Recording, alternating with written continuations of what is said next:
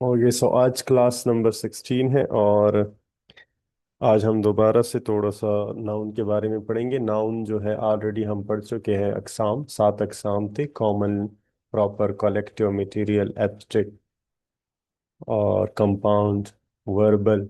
ठीक है, 7 अकसाम हमने पढ़े थे। फिर उसके बाद मैंने आपको दो और अकसाम पढ़ाए थे: काउंटेबल एंड अनकाउंटेबल। ठीक है, फिर काउंटेबल के वाहिद जमा कैसे बनते हैं, कुछ 10 फार्मूलाज मैंने बताए थे आप लोगों को। ठीक है, और अब आज हम जेंडर यानी सेक्स के लिहाज से हम नाउन के अक़साम पढ़ेंगे, जो कि 4 है। ठीक है, हमारे पास कुछ नाउन्स होते हैं, वो मस्कुलिन कहलाते हैं, कुछ फेमिनिन है, कुछ कॉमन है, कुछ न्यूट्रल है। ठीक है, मस्कुलिन वो होते हैं जो मेल जानवर, मेल इंसान के लिए जो हम वर्ड यूज करते हैं उसको मस्कुलिन कहते हैं।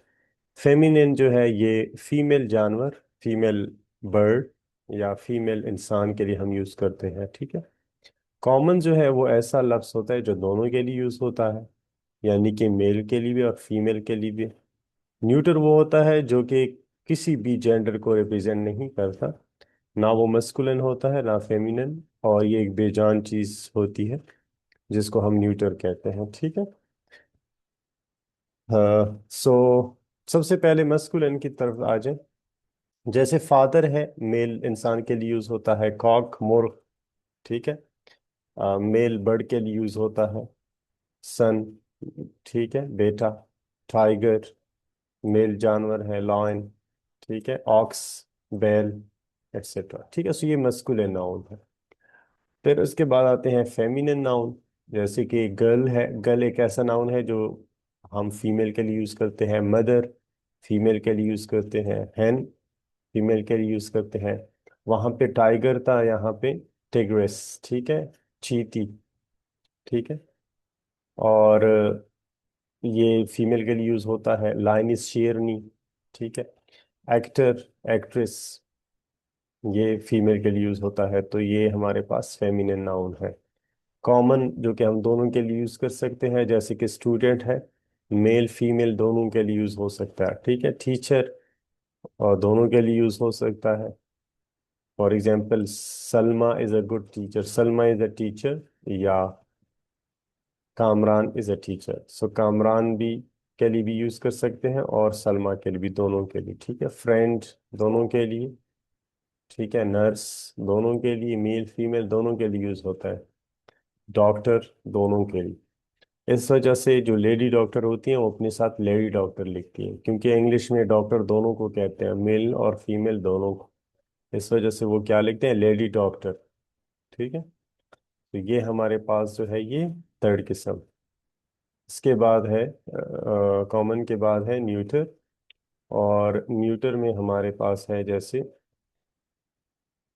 वो नॉन लिविंग थिंग्स आते हैं। ठीक है, computer, pen, fan, laptop, chair.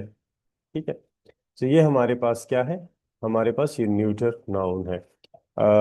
अच्छा, इसमें थोड़ा सा एक दो चीज़ों को देख लें। एक एक दफ़ा दोबारा देख लें, फिर हम आ जाते हैं।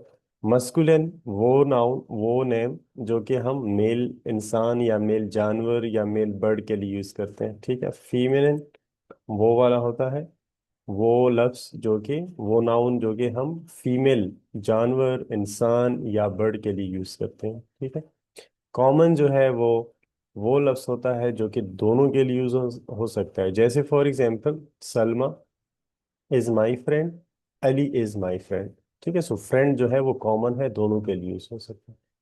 न्यूटर जो है वो ऐसा लफ्ज जो कि नॉन लिविंग चीजें हैं, जो कि ना मस्कुलिन है और ना फेमिनिन है, तो ये हमारे पास क्या है, न्यूटर है। ठीक है, और इनको हम न्यूटर कहते हैं, जो कि कोई भी जेंडर को रिप्रेजेंट नहीं करते, ना मेस्कुलिन है ना फेमिनिन है। ठीक है, अच्छा, इसमें बस ऐसे हैं कि वो एक तरीके से बनते हैं। जैसे कि देखें आप लोग, अगर यहाँ देखें टाइगर, जो टाइगर का वो है फेमिनिन है, तो इसमें हम क्या करते हैं कि जो ये ई आर है, ये जो लास्ट वाला वावल है, यहाँ पे लास्ट वाला वावल क्या है, आर।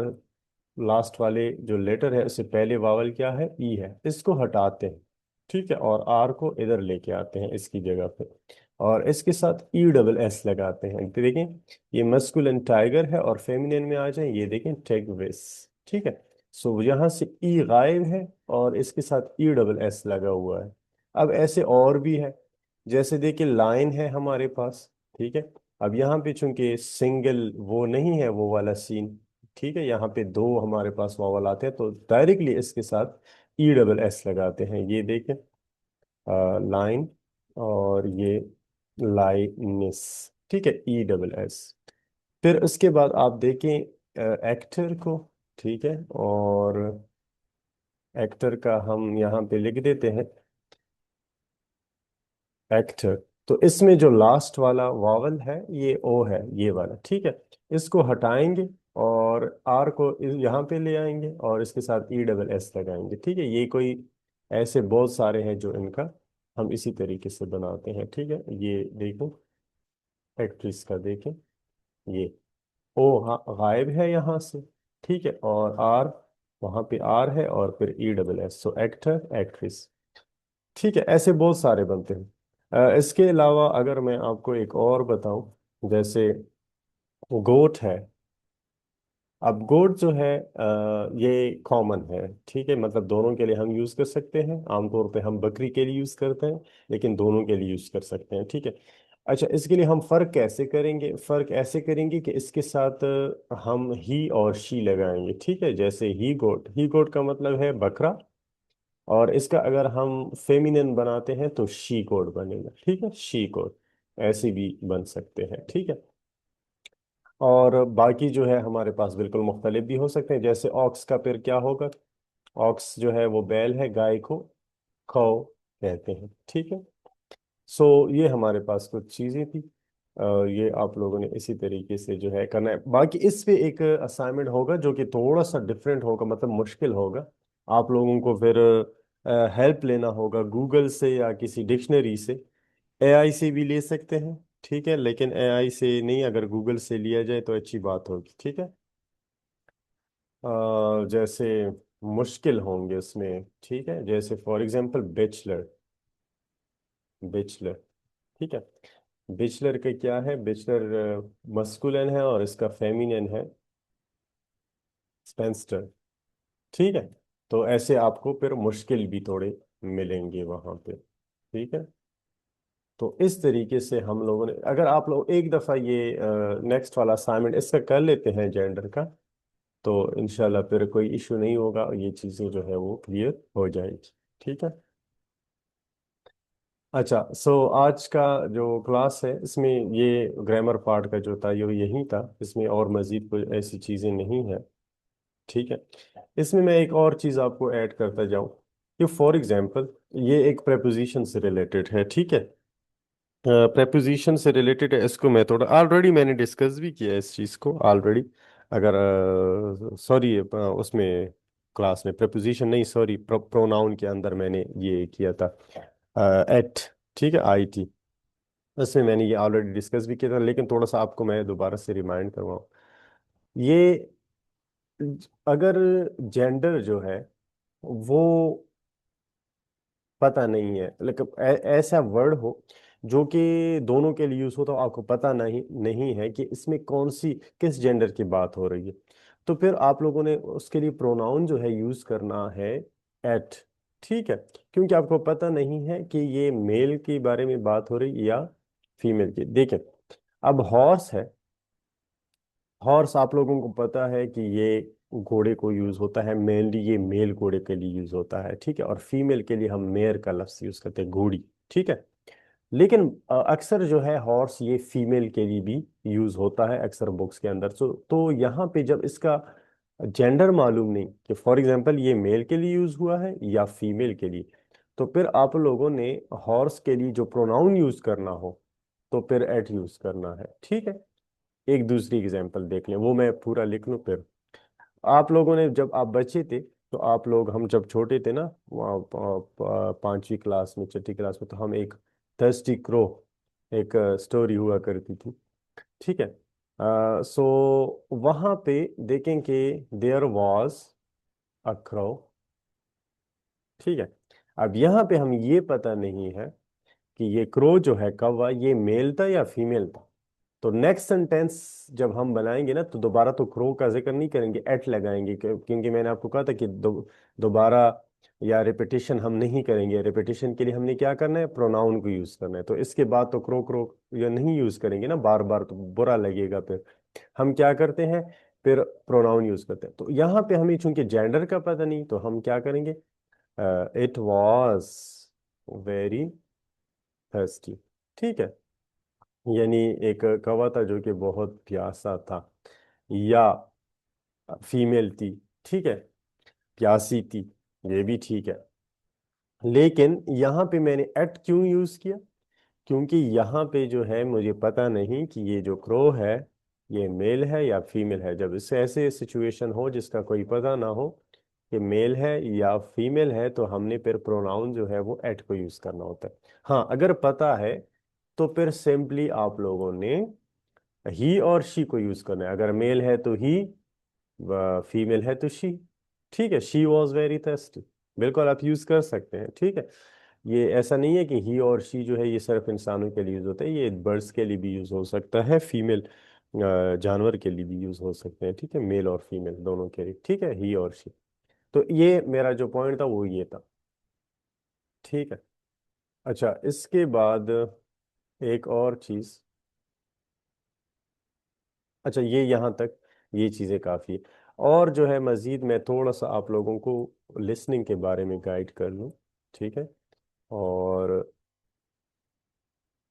ये आप थोड़ा सा देख लें। अक्सर स्टूडेंट्स का ये इशू होता है, हम मेरे पास बहुत ज़्यादा असाइनमेंट्स आते हैं, लेकिन जो वो उसका मैं असाइनमेंट देता हूँ स्पोकन इंग्लिश के लिए, कि आप लोगों ने इस स्पीच को सुनना है, और फिर जो है फिर आप लोगों ने मुझे अपने अल्फाज में स्पोकन इंग्लिश में भेजें, ताकि आप लोगों की स्पोकन प्रैक्टिस हो जाए।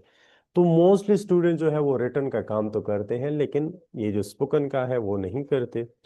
वो उनका इशू क्या होता है, कहते हैं कि हमें समझ नहीं आ रही कि जो तकरीर है इसमें क्या कह रहा है बंदा, जो है क्या कह रहा है स्पीकर।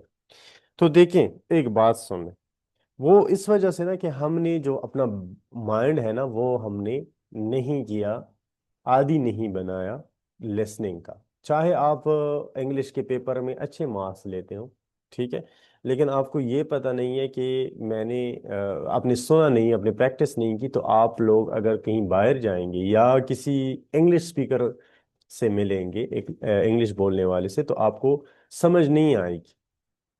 ठीक है, वो क्यों, क्योंकि मसला यही होगा कि आप लोगों ने प्रैक्टिस नहीं की। जब आप प्रैक्टिस करेंगे, सही तरीके से आप सुनेंगे, एक ऐसा टाइम आएगा कि फिर आपको समझ आएगी आहिस्ता आहिस्ता।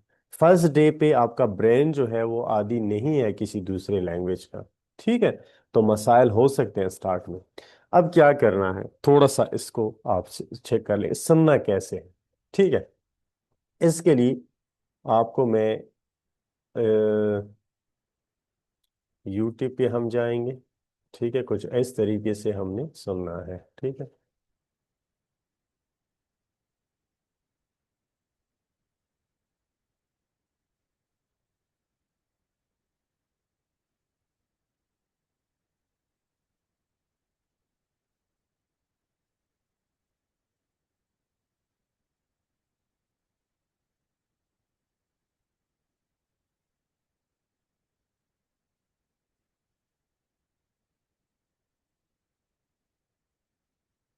जी अब आपको यूट्यूब नजर आ रहा है।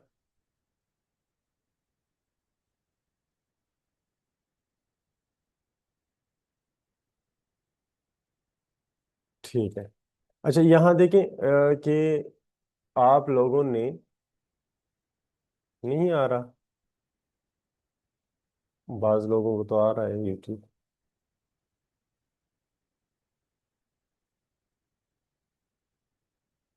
जी अब बताएं, किसको आ रहा है नजर, स्क्रीन पे नजर आ रहा है यूट्यूब।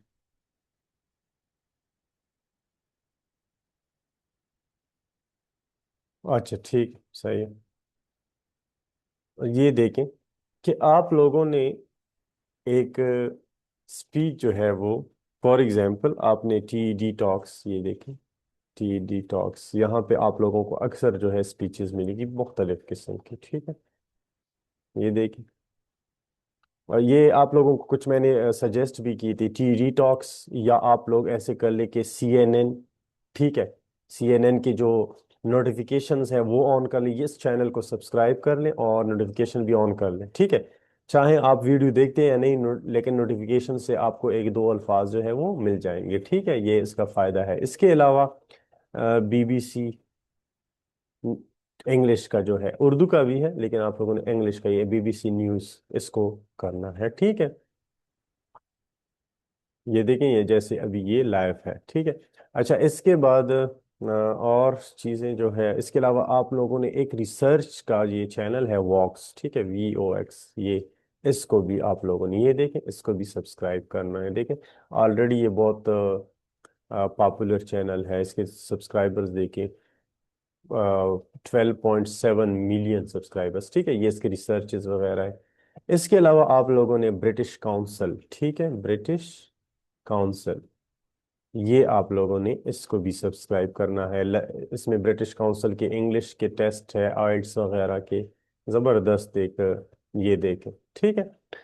अच्छा, जो मेन बात है, अच्छा और भी चीज़ें बताऊं या काफ़ी है? इसके अलावा आप लोगों ने अगर स्टोरी से इंग्लिश सीखनी है तो आप लोग एक ये वाला चैनल सब्सक्राइब करें, ल्यूक इंग्लिश पॉडकास्ट, ठीक है, ये वाला सही है। इसमें वो जो बंदा है, आपको कोई एक कहानी, ये वाला चैनल है, ठीक है, ये देखें, ये टीचर है, इसको और सब्सक्राइब कर लें, और ये देखें, ये इसके वीडियोस है। इसमें क्या होता है कि ये आपको एक कहानी भी बताएगा, सुनाएगा, ठीक है, आप कहानी समझेंगे, फिर उसके बाद इसमें जो वोकेबलरी है, अच्छे अच्छे वर्ड्स है, वो भी साथ में आपको बता देते हैं कि इसका मतलब ये है, इसका मतलब ये है, ठीक है। इसको पूरा मतलब आपको एक आदी बना देते हैं, और आप इंजॉय भी करेंगे कोई स्टोरी वगैरह। तो इसमें काफ़ी सारे इसमें फ़ायदे हैं, ठीक है, ये वाले चैनल्स जो है ये सब्सक्राइब करें। देखें, जब आप BBC सुनेंगे ना, तो ये उसका है, ब्रिटिश का है, इसकी इंग्लिश बहुत ही मुश्किल है, ठीक है। आप लोगों ने जाना है तो CNN पे जाना है, ये अमेरिकन है, अमेरिकन की जो प्रोनाउंसिएशन है या इंग्लिश है बहुत आसान है समझने में। पहले यहाँ से स्टार्ट कर ले, फिर खैर है ब्रिटिश की तरफ जाएं, लेकिन मैं ये पहले ये बता रहा हूँ, ठीक। अच्छा, इसके बाद एक और चीज़ कर ले, एक और भी है फॉक्स न्यूज़। एक तो मैंने वॉक्स बता दिया, वो न्यूज़ का चैनल नहीं है, ठीक है, वो रिसर्च का चैनल है, ये वाला अमेरिकन न्यूज़ चैनल है, ठीक है। इसमें दो फायदे होंगे, एक आप तो एक दुनिया भर की खबरें भी हो जो है वो उसके बारे में भी पता चलेगा, दूसरा ये है कि इसकी जो प्रोनाउंसिएशन है वो बहुत आसान है, आसानी से आप समझ सकेंगे, ठीक है। अगर फिर भी आप बाज लोग न्यूज़ से तंग होते हैं, तो उसके लिए मैंने आप लोगों को जो ये वाला बता दिया है, TED टॉक्स, ये सबसे बेस्ट है। फिर इसमें रिसर्च, बड़ी बड़ी रिसर्चर्स जो है वो तकारीर, स्पीचेस वगैरह देते हैं, ठीक है। इसमें पर्सनैलिटी डेवलपमेंट, इसके अलावा मेडिकल साइंस, इसके अलावा टेक्नोलॉजी, इसके अलावा आर्ट एंड डिज़ाइनिंग, ठीक है, मुख्तलिफ जो टॉपिक्स है वो यहाँ पे लाखों स्पीचेस मौजूद है इसके ऊपर, ठीक है। ये आप लोगों ने देखना है। अच्छा, अब कैसे देखना है? फॉर एग्जाम्पल मैंने इस स्पीच को देखना है, ठीक है, तो यहाँ पे मैंने इसको क्लिक कर दिया, और Where access is effortless, innovation is lived, climate leadership is real, and community drives change, and Canada is where the future gathers.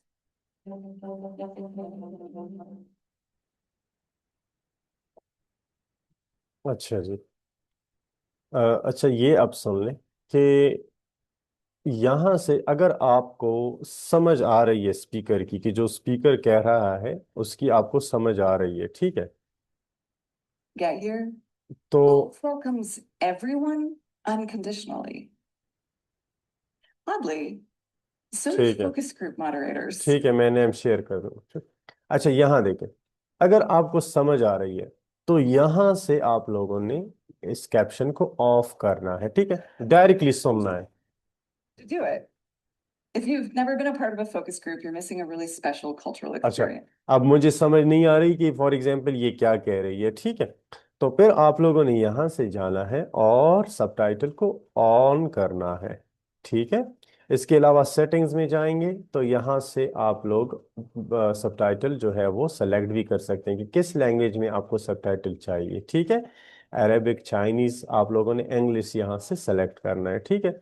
जब आप इंग्लिश सेलेक्ट करेंगे अब ये जो कह रही है ये नीचे आपको यहाँ से नजर आ रहा है। ठीक है। और इसको आप नोट भी कर सकते हैं, फिर उसके बाद आप इस पे मतलब सोच सकते हैं, प्रैक्टिस कर सकते हैं कि ये क्या, बाद में भी नोटबुक में देखें कि क्या कह रही है। ठीक है। तो इसके अलावा एक दफा एक बार सुनने से अगर समझ नहीं आई तो दो तीन दफा सुन लें। एक दफा जब आपका ब्रेन जो है वो काम करना शुरू कर दे तो इंशाल्लाह फिर कोई इशू नहीं होगा, फिर आप लोग समझ आ जाएंगे, फिर इसके बगैर भी आप लोगों को जो है समझ आ जाएगी। लेकिन फिलहाल अब देखें। Yes.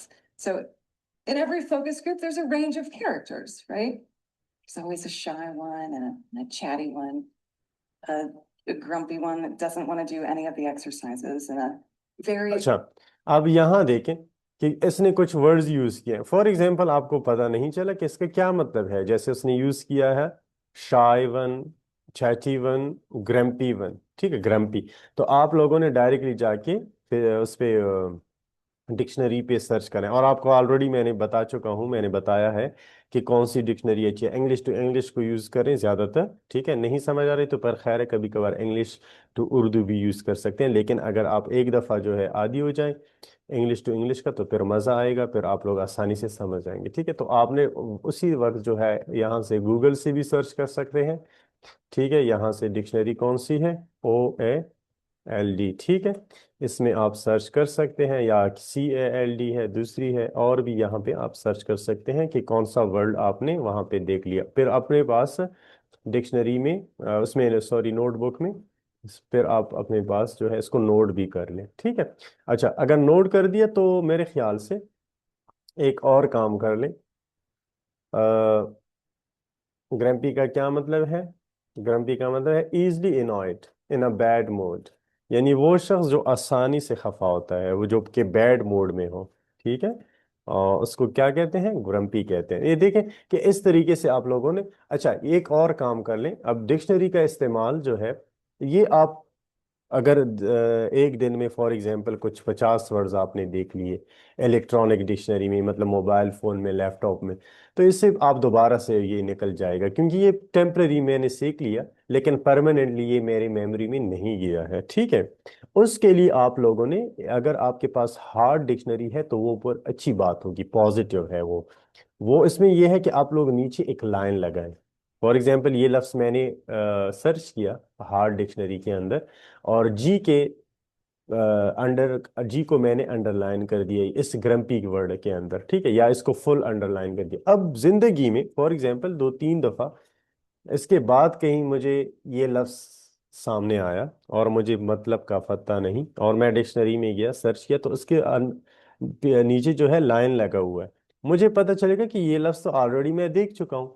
तो जो चीज आप दोबारा देखेंगे ना, तो वो आपके माइंड में हमेशा के लिए परमानेंट मेमोरी में जाएगी। ठीक है, वो चीज, वो वर्ड। ठीक है।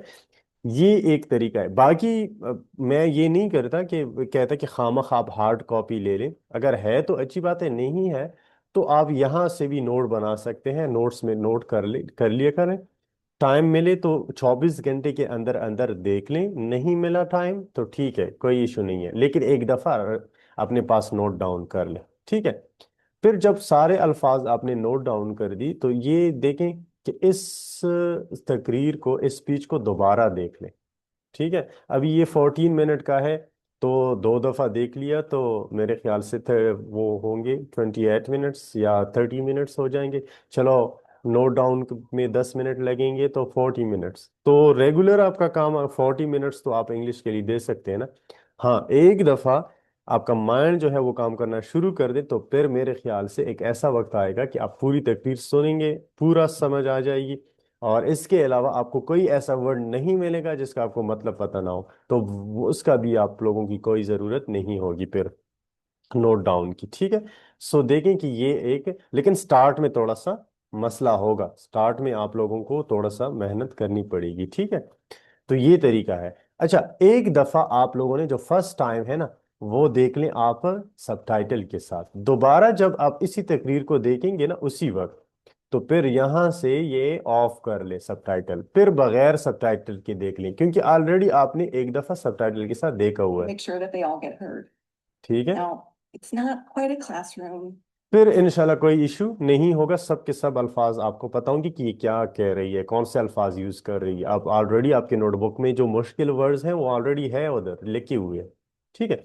सो ये तकरीबन कुछ मैं आपको बताऊं 20 इंडिविजुअल पे डिपेंड करता है। बाज लोग 20 दिन के अंदर अंदर जो है वो ठीक हो जाते हैं, बाज लोग, लेकिन ज्यादा से ज्यादा मेरे ख्याल से 30-35 दिन के अंदर जो है मसला हल हो जाता है। फिर आप लोगों को जो सबटाइटल है इसको ऑन करने की ज़रूरत नहीं पड़ेगी। ठीक है। ये सिर्फ हम जो सबटाइटल है ये हम इस्तेमाल के लिए, यानी ये मजबूरी के तहत ऑन करते हैं, इसको ऑन नहीं होना चाहिए।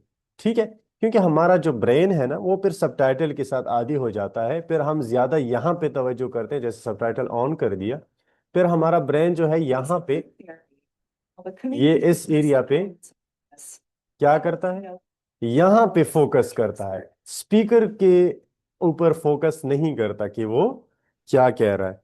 तो इस वजह से ना ये एक अच्छी चीज नहीं है, लेकिन मजबूरी की तरह, जब स्टार्ट में हमें मसला है, हमने इंग्लिश सुनी नहीं है, तो इस वजह से थोड़ा सा इशू होगा, इसके लिए हम सबटाइटल का यूज करते हैं।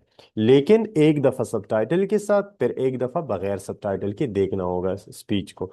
फिर उसके बाद कुछ प्रैक्टिस के बाद, यानी कि 30-35 डेज के बाद, फिर कोई इशू नहीं होगा, क्योंकि अक्सर अल्फाज जो है वो हमने नोट किए हैं, अक्सर अल्फाज का हमें पता है, हमारा ब्रेन जो है अभी वो आदी हो चुका है लिसनिंग के साथ। फिर जो है सबटाइटल की जरूरत नहीं होगी।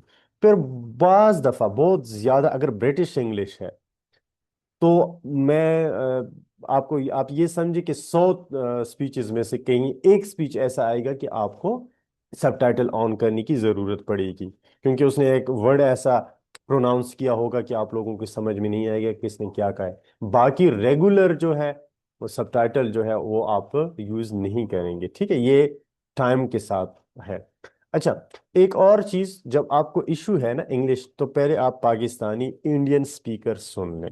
ठीक है, फिर उसके बाद आप अमेरिकन की तरफ आ जाएं, फिर अमेरिकन के बाद लास्ट में ब्रिटिश की तरफ आ जाएं। क्योंकि अगर आप डायरेक्टली ब्रिटिश का सुनेंगे ना तो वो बहुत अल्फाज का आ जाते हैं, बहुत मुश्किल इंग्लिश बोलते हैं, जिसको समझना बहुत ही मुश्किल है। ठीक है। अब मैंने अभी तक जितनी भी आपको ये जो ग्रुप में मैं भेजता हूँ, आपको रिकमेंड करता हूँ, जितनी भी स्पीचेस वो या वो होते हैं पाकिस्तानी या एशियन या इंडियन। ठीक है, जो ये वाले हैं। फिर उसके बाद जो है अमेरिकन। अब मैं कुछ ब्रिटिश का जो भी है सोच रहा हूँ कि वो भी आपके लोगों के साथ शेयर कर लूँ, और आपको पता चलेगा कि आपकी इंग्लिश कितनी स्ट्रांग है, आप कितना समझ सकते हैं। ठीक है। और इंशाल्लाह कुछ मैं आप लोगों को एक चैलेंज सा के लिए एक स्पीच दूंगा, जो कि बहुत ज़्यादा मशहूर है भी है, और ये एक ब्रिटिश स्पीकर है, मुसलमान है, उसका है। तो वो उसका आप एक दफ़ा सुनेंगे तो आपको पता चलेगा कि मुझे कितनी समझ आ रही है। ठीक है, अगर नहीं आ रही तो दोबारा से इस पे प्रैक्टिस करना होगा। ठीक है, सुनने पे बहुत ज़्यादा प्रैक्टिस करना होगा, बोलने से ज़्यादा सुनने पे प्रैक्टिस करना होगा। ठीक है। फिर जब आप थोड़ा सा गेन कर लेंगे ना, तो स्पोकन की फिर ट्राई कर लिया करें। ठीक है, अपने दोस्तों के साथ, अपने कजन के साथ। ठीक है, और उनके साथ फिर बोलने की भी मशक कर लिया करें। ठीक है। हाँ ठीक है। सो ठीक है, आज के लिए इतना ही काफ़ी है। आप लोगों को असाइनमेंट जो है वो मिलेगा, बाकी आप लोगों ने सुनने की प्रैक्टिस जो है जो वो ज़रूर करनी है। ठीक है, ताकि आप लोगों की जो सुनने का पावर है, जो लिसनिंग पावर है, वो थोड़ा बेहतर हो जाए। ठीक है, थैंक यू एंड अल्लाह हाफिज़ फॉर नाउ।